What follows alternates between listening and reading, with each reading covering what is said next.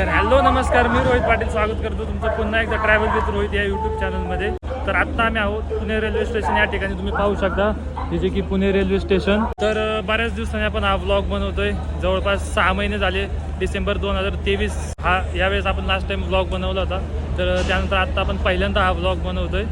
तर आत्ता आपण चाललोय गिरनार गुजरात या ठिकाणी. जी आपली ट्रेन आहे जी की पुण्यावरून आता गुजरातला जाणार आहे, जुनागड या ठिकाणी.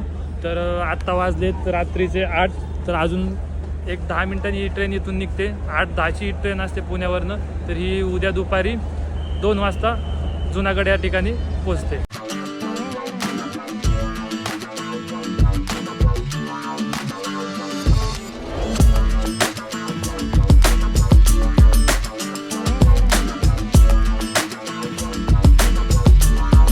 The next day.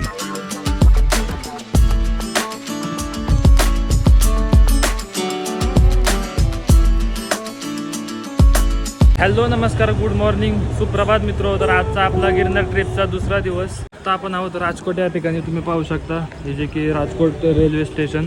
तर आत्ता वाजलेत 11:30. तर आपण जवळपास 2 वाजता जुनागड रेल्वे स्टेशन या ठिकाणी पोहोचणार आहोत.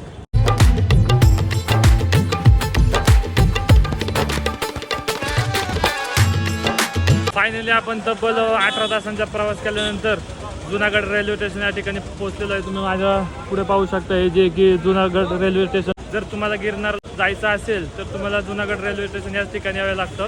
तर पुण्यावरनं जी ट्रेन आहे ती फक्त गुरुवारची असते, जी की रात्री 8 वाजता असते आणि दुपारी तुम्हाला 2 वाजता सोडते. एक्झॅक्ट 2 वाजून 1:15 झालेले आहेत. बरोबर टायमावर ही रेल्वे तुम्हाला इथे सोडते. व इथून जे गिरनारचं अंतर आहे ते इथं तुम्हाला असं रिक्षा वगैरे भेटतात. ते पर पर्सन 20 किंवा 30 रुपये तुम्हाला चार्ज करतात. हे अशा प्रकारे इथं तुम्हाला रिक्षा भेटते. तर अशी शेअरिंग रिक्षा असते तर पर पर्सन 20-30 रुपये. बसा, चालू चालू चालू चालू चालू.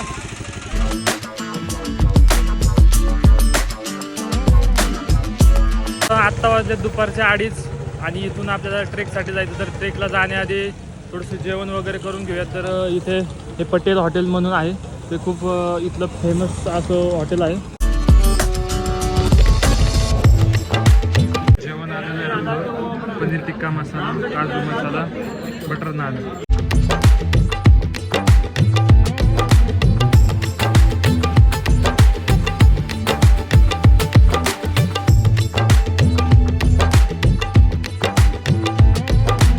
फ्रेश वगैरे झालेलो आहे. तर आत्ता वाजलेले आहेत 4:15. तर इथून जे वरती जाण्यासाठी 2 ते 2.5 तास लागतात. हा जो समोरचा जो डोंगर आहे तो पूर्ण आपल्याला वरती ट्रेक करून जावा लागतो. तर इथे ह्या डोंगरासाठी तुम्हाला रोपवे देखील अवेलेबल आहे. जर आता आपल्याला रोपवे अवेलेबल असेल तर रोपवेने जाणार आहे. तर हा डोंगर चढून परत उतरून एवढाच डोंगर अजून एक चढायला लागतो. त्यानंतर आपल्याला मंदिरात दर्शन वगैरे मिळतं. तर चला जाऊयात आता दर्शनासाठी.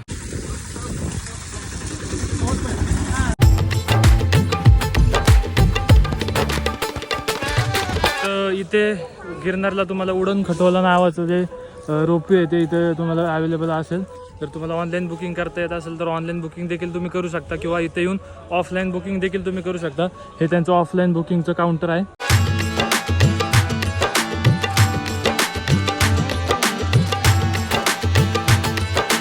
तर मित्रांनो, ॲक्च्युली आता विषय असा झाला आहे की रोपवे इथे असतो तो सकाळी 7 ते संध्याकाळी 5 या दरम्यान असतो.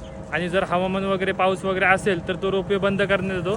तर आता तेच झालं की पाऊस प्रचंड प्रमाणे ते चालू होतं, त्यामुळे रोपवे जो तो बंदच करण्यात आला. तर आपल्याला रोपवेवरती जाता नाही आलं. तर आता ट्रेक करून जर जायचं म्हटलं तर कमीत कमी जवळपास 3 तास लागतात.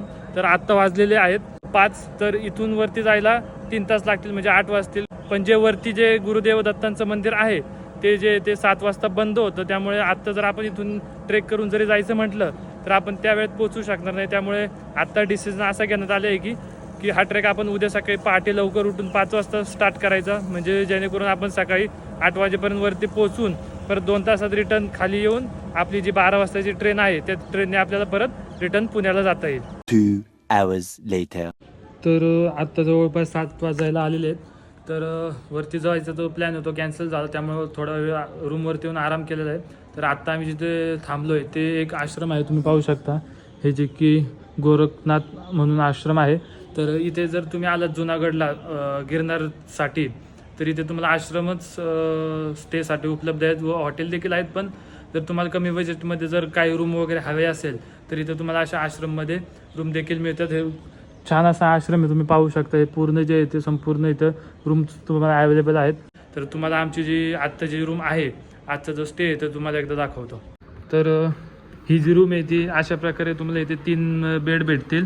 तर ही जी रूम आहे ती तुम्हाला 1,500 रुपयेपर्यंत भेटेल. पण जर तुम्ही सीझनमध्ये आलात तर थोडीशी तुम्हाला ही महाग भेटेल. आता सीझन एवढं नाही आहे, पावसाचं वातावरण आहे, पब्लिक वगैरे कमी आहे, त्यामुळे ही रूम आपल्याला आता 1,500 रुपयेपर्यंत भेटलेली आहे.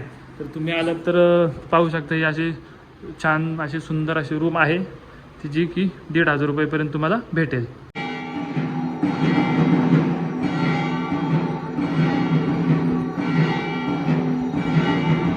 आत्ता रात्रीचे वाजलेले आहेत 8:15.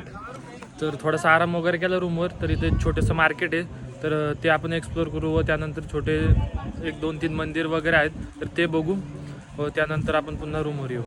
तर इथे अशा प्रकारे तुम्हाला छोटी छोटी जी काही तुम्हाला खरेदी वगैरे करायची असेल, सामान वगैरे काही घ्यायचं असेल तर अशा प्रकारची इथे छोटीशी बरेचसे अशी दुकानं आहेत. फार मोठं असं मार्केट नाही, छोटंच मार्केट आहे, पण खूप छान असं मार्केट आहे. तर त्या मार्केटच्या समोरच एक असं हे मंदिर देखील आहे.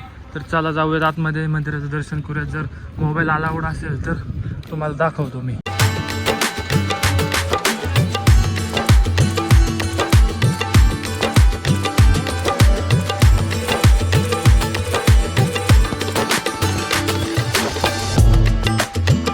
जस्ट हे मंदिर बघितल्यानंतर या मंदिराच्या मागे एक तुम्हाला बिल्डिंग पाहायला भेटेल जी की ही अशा प्रकारे दिसते. तर इथे लिहिलं आहे ते जुना आखाडा म्हणून आहे, पण खरंच खूप छान अशी बिल्डिंग आहे. त्याच्यावरती महादेवांचं शिवलिंगाचं ते एक स्ट्रक्चर देखील त्यांनी तिथे केलेलं आहे. तर खरंच खूप छान अशी बिल्डिंग देखील आहे इथे बघण्यासारखी. कैसा है? 120 रुपये डझन. एक डझन. एक डझन 120. अरे बापरे, खूपच महाग आहे तिथं. आता रात्रीचे वाजलेले आहेत करेक्ट 9. तर मार्केट वगैरे आपण फिरून आलेलो आहे. तर मार्केट जास्त काही मोठं नाही, छोटंच मार्केट आहे, पण तुम्हाला ज्या मूलभूत गोष्टी आहेत, जेवण वगैरे सगळं ते तुम्हाला रात्री 10 वाजेपर्यंत हे मार्केट चालू असतं. 10 नंतर सर्व मार्केट हे बंद होतं.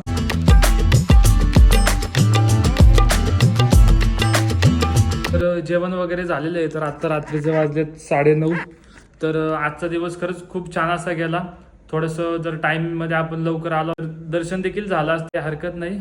आपण उद्या जाणारच आहोत, तर उद्या आपण पहाटे 5 वाजता दर्शनासाठी जाणार आहोत. तर आजचा ब्लॉग तुम्हाला कसा वाटला नक्की कमेंटमध्ये कळवा. जर आवडला असेल तर एक लाईक नक्की करा. भेटूयात उद्याच्या ब्लॉगमध्ये. तोपर्यंत बाय बाय, गुड नाईट.